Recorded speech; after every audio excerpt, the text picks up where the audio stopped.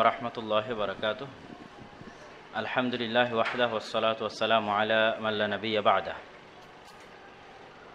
আসলে আমাদের আলোচ্য বিষয়বস্তু ব্যানারেই লেখা আছে এবং এটা খুবই স্পষ্ট। আমি জাস্ট আমাদের আলোচকরাও স্পষ্ট করবেন ইনশাল্লাহ। তারপর আমি শুধু 4-5টি বাক্যে এটি তুলে ধরতে চাই। 1947-এর ইতিহাস বলি, ব্রিটিশ বিরোধী আন্দোলনের ইতিহাস বলি, 1971 বলি আর 2024 বলি, তার 99% বেশি রক্ত মুসলমানদের দেওয়া। আপনি জরিপ চালান, সেটি যে কোনো আন্দোলন, যেমন 1971-এর মুক্তিযুদ্ধেরও যদি জরিপ চালান যে বীরশ্রেষ্ঠ কতজন, তারা কি, ঠিক 24-এরও যদি দেখেন একই অবস্থা।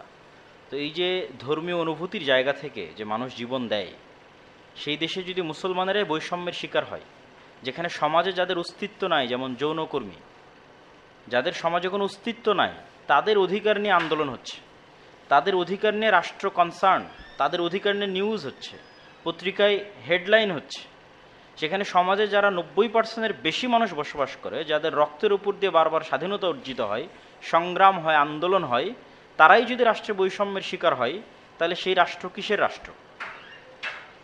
অতএব মুসলমানদের অবশ্যই তাদের শরিয়া অনুযায়ী ফায়সালা নেওয়ার যে অধিকার, এই অধিকার যে রাজনৈতিক দলই ক্ষমতায় আসুক আর যে সরকারি ক্ষমতায় আসুক, তাদেরকে এটা পূরণ করার কমিটমেন্ট দিতে হবে। যে সমস্ত মুসলমান চায় যে তারা শরিয়া ভিত্তিক ফায়সালা নেবে, তাদেরকে যেন শরিয়া ভিত্তিক ফায়সালা নেওয়ার জন্য শরিয়া কোর্ট ভিন্নভাবে প্রতিস্থাপন করা হয়। যদিও আমরা চাই পুরো রাষ্ট্রের বিচার ব্যবস্থায় শরিয়া ভিত্তিক হোক। যদি সেটা সম্ভব না হয়, তাহলে আমি মুসলমান হিসেবে আমার মানবাধিকারের জায়গা থেকে আমাকে তো আপনি এই সুযোগ দিবেন যে আমি যেন কাফের না হই। কেন আমার পূর্বের আলোচক যেভাবে স্পষ্ট করে গেলেন, যদি আমরা মানুষের রচিত আইনের কাছে যাই, তার মানে আমি কাফের হয়ে গেলাম, তাওহীদকে অস্বীকার করলাম। তাহলে আমার ধর্মের দৃষ্টিতে কাফের হওয়া থেকে বাঁচাটাও তো আমার নৈতিক অধিকার, সে অধিকারটা তো আমাকে দিতে হবে। এবং দ্বিতীয় যার বিষয়গুলো আছে, যে দেখবেন আমাদের সিলেবাসের মধ্যে গত সরকার বলেন, এই সরকার বলেন, স্বাস্থ্য প্রজনন শিক্ষার নামে যৌন শিক্ষা পরিপূর্ণ হয়ে আছে। তাহলে যেই দেশের সিলেবাসে যৌন শিক্ষা থাকতে পারে, সেই দেশের সিলেবাসে আল্লাহর নবীর জীবনী আর কোরআন শিক্ষার ব্যবস্থা কেন করা যাবে না? তাহলে যেটার প্রয়োজন নাই সেটার পিছনে আপনাদের সংস্কারের অভাব নাই, সেটার পিছনে আপনাদের চেষ্টার অভাব নাই। অতএব আমরা বর্তমান সরকার এবং সামনে যারাই ক্ষমতায় আসুক না কেন, তাদের কাছে আমাদের উদাত্ত আহ্বান থাকতে হবে যে সকল ক্লাসে বাধ্যতামূলক যেন একটা মুসলমানের সন্তান ক্লাস 1 থেকে নিয়ে 12তম পর্যন্ত পড়তে যেন সে পরিপূর্ণ কোরআন অর্থসহ বুঝার মতো সক্ষমতা অর্জন করে, এবং রাসূল সাল্লাল্লাহু আলাইহি ওয়াসাল্লামের পরিপূর্ণ জীবনী এবং সুন্নাহ যেন তার জানার সুযোগ হয়। এখন নামকাওয়াস্তে ধর্ম শিক্ষা নামে যেটা আছে, সেটারও কোনো গুরুত্ব দেওয়া হয় না, ভালো শিক্ষক দেওয়া হয় না, নাম্বার দেওয়া হয় না, চরম বৈষম্যের শিকার। আর সর্বশেষ আমরা যেটা বলেছি, শিক্ষা এবং চাকরি ক্ষেত্রে মুসলমানেরা তাদের মুসলমানিত্বের পরিচয়ের কারণে বৈষম্যের শিকার হয়। আপনি বাংলাদেশের 5 তারকা হোটেলগুলোতে যান, যে কোনো 5 তারকা হোটেল গিয়ে দেখবেন যে যারা স্টাফ দায়িত্বরত আছে, এরকম একটা 5 তারকা হোটেলের একজন স্টাফ আমার সাথে শেয়ার করেছে যে তাদেরকে দাড়ি কাটতে বাধ্য করা হয়। কোড অফ কন্ডাক্ট, যে যদি সে দাড়ি সেভ না করে, তাহলে সে রিসেপশন বা এই যে সামনের যে জায়গাগুলো আছে সেখানে সে থাকতে পারবে না। তাহলে তাকে কোথায় যেতে হবে? রান্নাঘরে বাবুর্চি হতে হবে। এটা একটা প্রাইভেট সেক্টর। আবার ঠিক যদি আপনি সরকারি সেক্টরে যান, তাহলে পুলিশ বলেন, আর্মি বলেন, প্রত্যেকটা জায়গায় দাড়ি রাখার জন্য বাধ্যবাধকতা আছে। যেখানে তিতুমিরের আমলে জমিদাররা মুসলমানের দাড়ির উপর কর নির্ধারণ করত, সেখানে এত 200, 250, 300 বছরের রক্তের পর যদি বাংলাদেশের মুসলমানদের দাড়ি রাখার জন্য পারমিশন নিতে হয়, আর্মিতে, সেনাবাহিনীতে, পুলিশে হাফ প্যান্ট পরতে বাধ্য করা হয়, শিরকি কাজে জড়িত হতে বাধ্য করা হয়, তাহলে কি এটা রাষ্ট্রীয়ভাবে মুসলমানেরা বৈষম্যের শিকার নয়? আবার বিশ্ববিদ্যালয়ের পরীক্ষাগুলোতে দেখবেন ভাইভা বোর্ডে সকল জায়গায় যদি কেউ নেকাব পরে থাকে, হিজাব পরে থাকে, তাহলে তাদেরকে কি করা হয়? তাদেরকে এক প্রকার হেনস্থার শিকার হতে হয়। তাদের নেকাব খোলার জন্য, আইডেন্টিটির জন্য, এত অত্যাধুনিক যুগে যেখানে ফিঙ্গারপ্রিন্টের মাধ্যমে আইডেন্টিটি করা যায়, সেখানে কেন সে নেকাব খুলবে? কিন্তু সেটা নিয়ে কেউ আওয়াজ উঠাবে না। যাদের সমাজে অস্তিত্ব নাই, সেই যৌনকর্মীদের নিয়ে ঠিকই আন্দোলন হবে। তো আমরা আজকে জাস্টিস মুভমেন্টের পক্ষ থেকে স্পষ্টভাবে বলতে চাই যে বাংলাদেশের 90% মুসলমান রাষ্ট্রীয় বৈষম্যের শিকার। তাদের জন্য আলাদা শরিয়া কোড দেওয়া হোক। চাকরি ক্ষেত্রে, শিক্ষাক্ষেত্রে মুসলমানদের পোশাকের কারণে পাঞ্জাবি, দাড়ি, টুপি, মুসলমানদের যে পোশাক, এই পোশাকের কারণে যেন তারা কোনো প্রকার হেনস্থা এবং বৈষম্যের শিকার না হয়, কোনো প্রকার বাধ্যবাধকতা যেন এই বিষয়গুলোতে না থাকে। এবং সর্বশেষ আমাদের শিক্ষাক্ষেত্রে, কারিকুলামে যেন মুসলমানদের যে দিন জানার যে অধিকার, ন্যূনতম যে অধিকার, যে তারা তাদের সন্তানরা তাদের দিন সম্পর্কে জানবে। আমাদের টাকায় স্কুল চলছে, আমাদের টাকায় কলেজ চলছে, তা আমি আমার সন্তান আমার টাকায় স্কুল কলেজে পড়বে কিন্তু কোরআন শিখতে পারবে না, আল্লাহ রসুলের জীবনী শিখতে পারবে না, তাহলে আমার টাকায় কেন সেই স্কুল সেই কলেজ চলবে? অতএব এই তিনটে বড় বড় বৈষম্য, আরও অনেক বৈষম্য আছে, আমরা তিনটে বৈষম্য এখান থেকে বের করা হয়েছে। এই তিনটে বৈষম্যর আমরা সমাধান চাই, অবসান চাই। আল্লাহ সুবহানাহু ওয়া তাআলা সেই তৌফিক দান করুক, আল্লাহুম্মা আমিন। পরিশেষে যারা আয়োজন করেছে, যারা উপস্থিত হয়েছে, সকলের শুকরিয়া আদায় করি, আল্লাহ কবুল করুক। এই ধরনের অনুষ্ঠান যারা আয়োজন করেছে তারা ভবিষ্যতে যারা আয়োজন করার তৌফিক দান করে, আল্লাহুম্মা আমিন। আসসালামু আলাইকুম ওয়া রাহমাতুল্লাহি ওয়া বারাকাতুহু।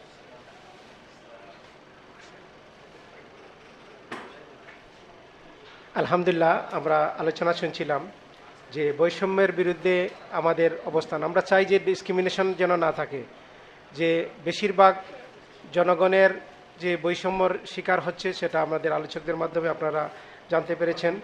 তো এ পর্যায়ে আলোচনা নিয়ে আসছে মোহতারাম আবদুল্লাহ বিন এরশাদ।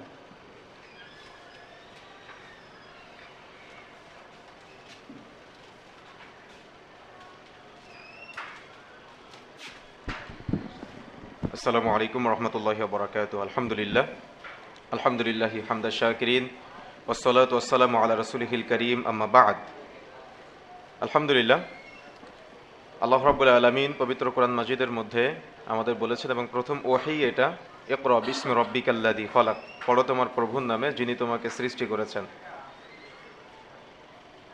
বাংলাদেশের শিক্ষা ব্যবস্থাকে মৌলিকভাবে দুই ভাগে ভাগ করা হয়েছে। একটা হলো ধর্মীয় শিক্ষা আর একটা হলো জেনারেল শিক্ষা। আমি গত কয়েকদিন আগে রিকশায় যাচ্ছিলাম, তো রিকশার ড্রাইভার ভাইয়ের সাথে কথা হচ্ছিল, মুরব্বী মানুষ। তিনি বলছেন যে আমি বিভিন্ন সময় কলেজ বা স্কুল বা বিভিন্ন শিক্ষা প্রতিষ্ঠানের বিভিন্ন ছাত্রছাত্রীদেরকে নিয়ে রিকশায় করে যাই। তো যাওয়ার সময় ছোট ছোট বাচ্চারা তারা এত নোংরা নোংরা ভাষা ব্যবহার করে আমাদের সামনে, আমাদের নিজেদেরই অনেক লজ্জা লাগে। একজন রিকশা ড্রাইভারের এটা হলো তার একটা মন্তব্য। দেখেন, শিক্ষা প্রতিষ্ঠানগুলা আমাদের মাঝে যে দুই ভাগে ভাগ করা হয়েছে, একটাকে একেবারে উন্মুক্ত করে দেওয়া হয়েছে, আর একটাকে চার দেওয়ালের মাঝে বন্দি করা হয়েছে। আপনি যদি দেখেন, মাদ্রাসা শিক্ষা এবং যেটাকে বলা হচ্ছে জেনারেল শিক্ষা, তার মানে স্কুল কলেজ ভার্সিটির শিক্ষা, যে শিক্ষা প্রতিষ্ঠানগুলোতে যখন বাচ্চারা শিক্ষা অর্জন করার জন্য যাচ্ছে, আমরা এটা আমাদের চোখের সামনে দেখতে পাচ্ছি। যদি আপনি কোনো ভার্সিটির মধ্যে যান, একটা ছেলে একটা মেয়ে, সে ওই মাঠের মধ্যে ছেলেটা মেয়ের উরুর উপরে মাথা রেখে দ্বিধার্সে শুয়ে আছে। শিক্ষকরাও কিছু বলতে পারে না, যারা সংশ্লিষ্ট দায়িত্বশীল আছে তারাও কিছু বলতে পারে না। আসলে কেন এমনটা হচ্ছে আমাদের মাঝে? তাহলে কি আমাদের আসলে ধর্মীয় জ্ঞানের অনেক অভাব? আসলেই তো অনেক অভাব আছে। সেই অভাবের জায়গাটা আমাদের পূরণ করার চেষ্টা করতে হবে না? আর এই পূরণ করার চেষ্টা যে আমরা করব, আমরা কতটুকু এগিয়ে আসতে পেরেছি চেষ্টা করার ক্ষেত্রে, বা আমাদের কতটুকু ভূমিকা আছে আমাদের সন্তানদের। এই যে আপনি জাতীয় সঙ্গীত নিয়েও যদি বলেন, সেখানে দেখা যাচ্ছে যে ওমা তোমার আকাশ তোমার বাতাস আমার প্রাণে বাজাই বাঁশি, যে কথাটা বলা হচ্ছে, এটা বলার ক্ষেত্রেও একটা শিক্ষা প্রতিষ্ঠানে এই শিরকি একটা জাতীয় সঙ্গীতকে বাচ্চাদেরকে প্রতিদিন সকালে শিরকিয়াতের সাথে তাদের পড়াশোনা স্টার্ট করা হচ্ছে, অথচ সেখানে ধর্মীয় শিক্ষার বালাই মাত্র নাই। যে ধর্ম শিক্ষা নামক যে বইটা আছে, সেখানে না আছে তাওহীদের জ্ঞান, না আছে সুন্নাতের জ্ঞান, মৌলিক বেসিক ধারণাটা তারা সেখান থেকে পাচ্ছে না। যার কারণেই তো যে সন্তানরা যত বড় হচ্ছে, বড় হওয়ার সাথে সাথে তারা তাদের রুচিবোধ, তারা তাদের চিন্তা চেতনা এমনভাবে সমাজে বাস্তবায়ন করার চেষ্টা করছে, যেগুলো দেখলে আমাদের অনেক আফসোস হয়। একটা প্রতিষ্ঠান থেকে যখন একটা ছাত্র বের হয়, শিক্ষকের সামনে ছাত্র চুলের মধ্যে উদ্ভট কাটিং দিয়ে ঘুরে বেড়ায়, জামার মধ্যে উদ্ভট ভাবে দেখা যাচ্ছে ছেঁড়াফাটা জামা পরে ঘুরে বেড়ায়, উদ্ভট প্যান্টার মধ্যে ছেঁড়াফাটা প্যান্ট পরে সে রাস্তাঘাটে চলাচল করে। অথচ শিক্ষক দেখে, একজন শিক্ষক দাঁড়িয়ে আছে, শিক্ষকের সামনে দেখা যাচ্ছে যে স্টুডেন্ট, তার ছাত্রী, সে বেফাস কথাবার্তাগুলা বলতে কোনো প্রকার দ্বিধা করে না। কেন এমনটা হচ্ছে আমাদের মাঝে, বা কেন এমন পদ্ধতিগুলো আমাদের সমাজে চলছে? কারণ আমাদের শিক্ষা কারিকুলামের মাঝে ধর্মীয় শিক্ষার অনেক ঘাটতি আমরা দেখতে পাচ্ছি। আজকে জাস্টিস মুভমেন্টের পক্ষ থেকে যে আয়োজন করা হয়েছে, আমি এখান থেকে দ্ব্যর্থহীন ভাষায় বলতে চাই যে শিক্ষা কারিকুলামের মাঝে সেটা প্রাইমারি লেভেল থেকে শুরু করে একেবারে হায়ার লেভেল পর্যন্ত সকল ক্ষেত্রে ধর্মশিক্ষা বাধ্যতামূলক করতে হবে, এবং এটা সময়ের দাবি, যাতে করে মুসলিম ছাত্ররা তারা বৈষম্যের শিকার না হয় সেদিকে আমাদের দেখতে হবে। এর পাশাপাশি দেখা যাচ্ছে যে স্কুল, কলেজ, ইউনিভার্সিটি যে লেভেলগুলো আছে সেগুলোকে তো দিনী শিক্ষার দেওয়ার পাশাপাশি সেখান থেকে বিশেষ করে মাদ্রাসা থেকে যে বাচ্চারা বের হবে, মাদ্রাসা থেকে বাচ্চারা বের হওয়ার পরে যখন ইউনিভার্সিটিতে ভর্তি পরীক্ষা দিতে যায় তখন মার্ক নির্ধারণ করার ক্ষেত্রে তাদের ভর্তির ক্ষেত্রে অনেক বৈষম্য আছে, এই বৈষম্য দূর করতে হবে। তারপরে দেখা যাচ্ছে যে আলিয়া লেভেল থেকে যখন তারা একটু হায়ার এডুকেশনের দিকে যায় সেক্ষেত্রেও কোনো শিক্ষা প্রতিষ্ঠানে ভর্তির ক্ষেত্রে বিভিন্ন কোটা সংমিশ্রণ থাকার কারণে সেখানে ভর্তির ক্ষেত্রেও তারা অনেক বৈষম্যের শিকার হচ্ছে, এগুলো থেকে আমাদের বের হয়ে আসতে হবে। উপজেলা লেভেলে মাদ্রাসা মনিটরিং করার জন্য কোনো নির্ধারিত কর্মকর্তা নাই, এই নির্ধারিত কর্মকর্তা জরুরি ভিত্তিতে মনিটরিং যারা করবে এমন একটা নির্ধারিত স্কুল, কলেজ, ভার্সিটির জন্য যদি থাকতে পারে মাদ্রাসার জন্য কেন থাকবে না? অবশ্যই মনিটরিং কর্মকর্তা বাধ্যতামূলক করতে হবে। তারপরে শিক্ষকদের বেতনের ক্ষেত্রে জেনারেল শিক্ষা এবং মাদ্রাসা শিক্ষার শিক্ষকদের বেতনের ক্ষেত্রে অনেক বৈষম্য আছে, এই বৈষম্যটা দূর করার জন্য আজকে আমরা জাস্টিস মুভমেন্টের পক্ষ থেকে বাংলাদেশের গভর্নমেন্টের কাছে আমরা দাবি জানাচ্ছি। এরপরে দেখা যাচ্ছে বাংলাদেশের সবচাইতে বড় বৈষম্যের শিকার হলো কওমি মাদ্রাসার শিক্ষক এবং ছাত্রী যারা আছে তারা। শিক্ষকরা তো সেখান থেকে সরকারিভাবে কোনো অনুদান পায় না, বরং বিভিন্ন জায়গা থেকে দান সাদাকার টাকা নিয়ে দেখা যাচ্ছে যে এই কওমি মাদ্রাসাগুলো চালাতে হয়। তো আজকে জাস্টিস মুভমেন্টের পক্ষ থেকে আমরা দাবি জানাতে চাই যে কওমি মাদ্রাসা লেভেল যেগুলো আছে সরকার যাতে করে গুরুত্ব দেয়, গুরুত্ব দিয়ে কওমি মাদ্রাসা শিক্ষকদের সরকারি বেতনের ব্যবস্থা করা, এবং সেখানে যে ছাত্ররা পড়াশোনা করে প্রাইমারি লেভেলগুলোতে স্কুলে যেমন ছাত্রদের দুপুরে খাবারের ব্যবস্থা থাকে বা বিভিন্ন চাহিদা পূরণের বিভিন্ন আয়োজন আছে, যাতে করে কওমি মাদ্রাসাগুলোতে স্কুলের পাশাপাশি সে আয়োজনগুলো হয়। এই উদ্যোগ আমরা জাস্টিস মুভমেন্টের পক্ষ থেকে জানাচ্ছি, যাতে করে যারা সংশ্লিষ্ট দায়িত্বশীল কর্মকর্তা আছে তারা যেন বিষয়টাকে গুরুত্ব দেয়। আজকে আমরা দাবি জানাচ্ছি। আল্লাহ রাব্বুল আলামিন আমাদের বোঝার তৌফিক দান করুন। মাদ্রাসা শিক্ষা এবং জেনারেল শিক্ষার মাঝে যে বৈষম্যগুলো আছে বৈষম্য দূর করতে গেলে আমাদের সবাইকে দিনের জ্ঞান অর্জন করতে হবে। বিশেষ করে স্কুলের কারিকুলামটা এমনভাবে সাজাতে হবে যাতে করে এসএসসি পরীক্ষা দেওয়ার আগে অন্তত কোরআন মাজিদের বেসিক ধারণার পাশাপাশি কোরআন মাজিদ মুখস্থ করতে পারে, সিরাতের জ্ঞান অর্জন করতে পারে, রাসূলের জীবনী সম্পর্কে জানতে পারে। বিভিন্ন ব্যক্তির জীবনী বিভিন্ন বইয়ে থাকে, রাসূলের জীবনী কেন থাকতে পারে না? তো এই জন্য আজকে জাস্টিস মুভমেন্টের পক্ষ থেকে আমরা দাবি জানাচ্ছি বিভিন্ন দুনিয়াবি বিভিন্ন ব্যক্তির বিভিন্ন মনীষীর জীবনী থাকতে পারে যে বইগুলোতে, আমরা রাসূলের জীবনী বাধ্যতামূলক হিসেবে বই চাই, যে বইয়ের মাধ্যমে সিরাত রসুল সম্পর্কে মানুষ জানতে পারবে, বুঝতে পারবে এবং ছাত্রছাত্রীরা আমলে বাস্তবায়ন করতে পারবে। নবী মুহাম্মদ রাসূলুল্লাহ সাল্লাল্লাহু আলাইহি সাল্লামের আদর্শে যাতে করে তা আদর্শিত হতে পারে। আল্লাহ রাব্বুল আলামিন সংক্ষিপ্ত সময়ে আমাদের যে কথাগুলো বললাম আমাদের বোঝার, জানার এবং মানার তৌফিক দান করুন। আল্লাহুম্মা আমিন। আসসালামু আলাইকুম ওয়া রাহমাতুল্লাহি ওয়া বারাকাতুহু। যে ইসলাম বা শরিয়া বৈষম্যের কথা বলে না, ইসলাম বা শরিয়া ইনসাফের কথা বলে, জাস্টিসের কথা বলে, ন্যায়নিষ্ঠতার কথা বলে। এজন্য আমরা যদি আজকে আমাদের সমাজে কোথাও যদি দেখি যে ইনসাফ আছে, তাহলে দেখবেন ওইখানে ধর্মীয় কারণে আছে।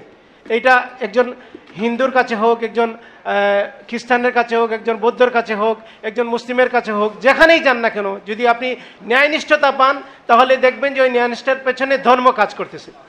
এজন্য ইসলাম ন্যায়নিষ্ঠতার কথা বলে।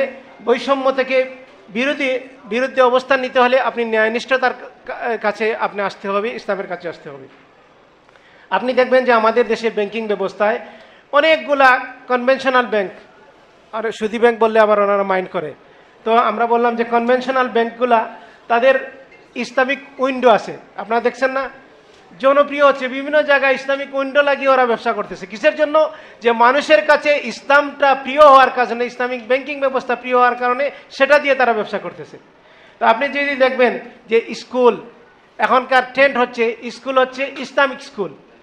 ইসলামিক স্কুল করলে সেটাই জনপ্রিয় হচ্ছে। কারণ কি? ওইখানে ইসলামিক স্কুল খেললে নৈতিকতা শিখবে। কারণ আমাদের ইউনিভার্সিটিগুলা, দেশে অনেক ইউনিভার্সিটি মানে প্রতিষ্ঠা হচ্ছে, কিন্তু ইউনিভার্সিটি থেকে মানুষ তৈরি হচ্ছে না। সবাই বলতেছে নৈতিকতার অভাব, সমাজের প্রত্যেকটা সেক্টরে নৈতিকতার অভাব। এই নৈতিকতার অভাবের মূল কারণ হচ্ছে যে প্রকৃত ধর্মীয় শিক্ষা। হ্যাঁ, আপনি বলবেন যে অনেক মাদ্রাসা থেকে পড়েও তো নৈতিকতা পাওয়া যায় না। কারণ কি? ওইখানে প্রকৃত ধর্মীয় শিক্ষার অভাব। ওইখানেও গেলে দেখবেন যে প্রকৃত ধর্মীয় শিক্ষার অভাব আছে। যেন ধর্মীয় শিক্ষা মানুষকে নৈতিকতা শিখায়, ইনসাফ শিখায়, ন্যায়নিষ্ঠতা শিখায়। এই জন্য জাস্টিস হওয়ার জন্য আপনি যদি জাস্টিস চান তাহলে আপনাকে ইসলামের কাছেই ফিরে আসতে হবে, ধর্মের কাছে ফিরে আসতে হবে। শরিয়া কোর্ট অনুরূপভাবে বাংলাদেশের জনপ্রিয় হয়ে উঠবে ইনশাল্লাহ।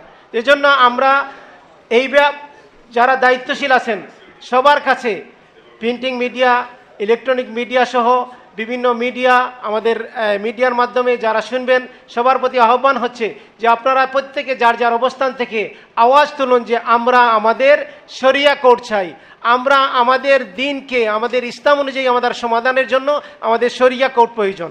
সম্মানিত উপস্থিতি, আমরা যদি দেখি যে আজকে সংস্কারের কথা হচ্ছে, ইসলাম একটা হচ্ছে সংস্কারমুখী দিন, সংস্কারমুখী জীবন ব্যবস্থা।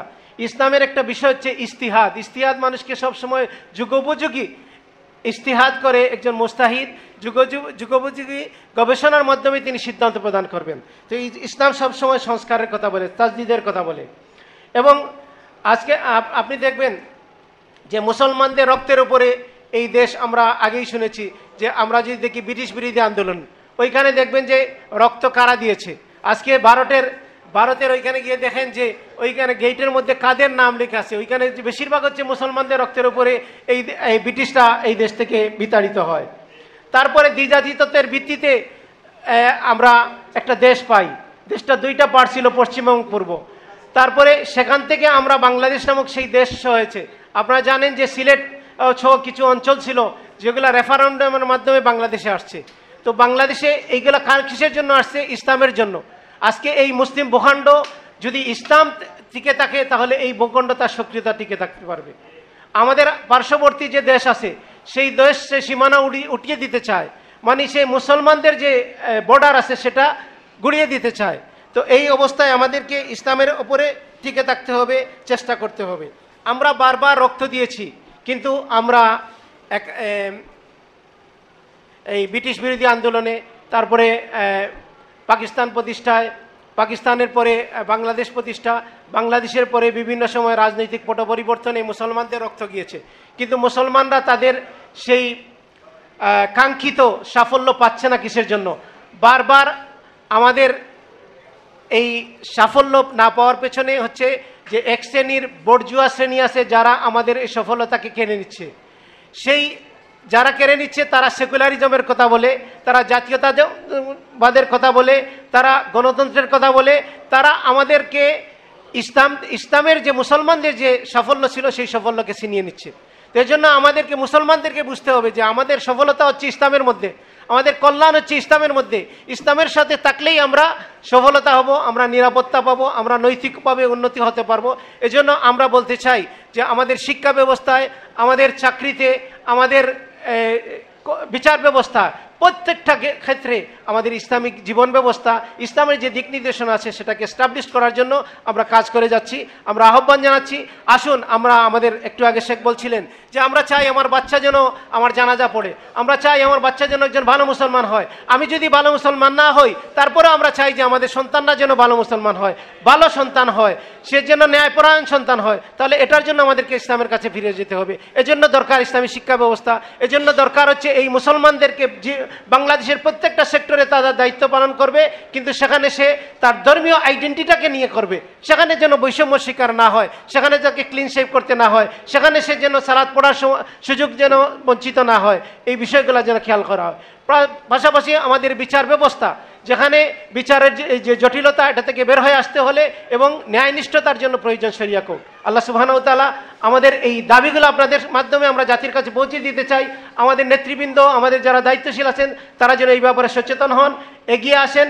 মুসলমানরা, আমরা যারা জনগণ আছি, আমাদের উচিত প্রত্যেকে যার যার অবস্থান থেকে আওয়াজ তোলা, যেন আমাদের ধর্মীয় আইডেন্টিটি নিয়ে আমরা যেন প্রত্যেক জায়গায় আমরা অবস্থান নিতে পারি। আল্লাহ সুবহানাহু ওয়া তাআলা আমাদেরকে তৌফিক দান করুন। আল্লাহ সুবহানাহু ওয়া তাআলা এই প্রচেষ্টাকে কবুল করুন। যারা অংশ নিয়েছেন, যারা স্কলাররা যারা এসেছেন, যারা বিভিন্ন মিডিয়া থেকে যারা এসেছেন, প্রত্যেকের কৃতজ্ঞতা প্রকাশ করছি। আল্লাহ সুবহানাহু ওয়া তাআলা প্রত্যেককে উত্তম প্রতিদান দান করুন। জাযাকুমুল্লাহ খায়র। ওয়া সাল্লাল্লাহু আলা নবিয়িনা মুহাম্মদ ওয়া আলা আলিহি ওয়া আসহাবিহি ওয়াসাল্লাম। রাসূল সাল্লাল্লাহু আলাইহি ওয়াসাল্লাম যখনই কোনো বৈঠক শেষ করতেন একটা দোয়া পাঠের মাধ্যমে শেষ করতেন।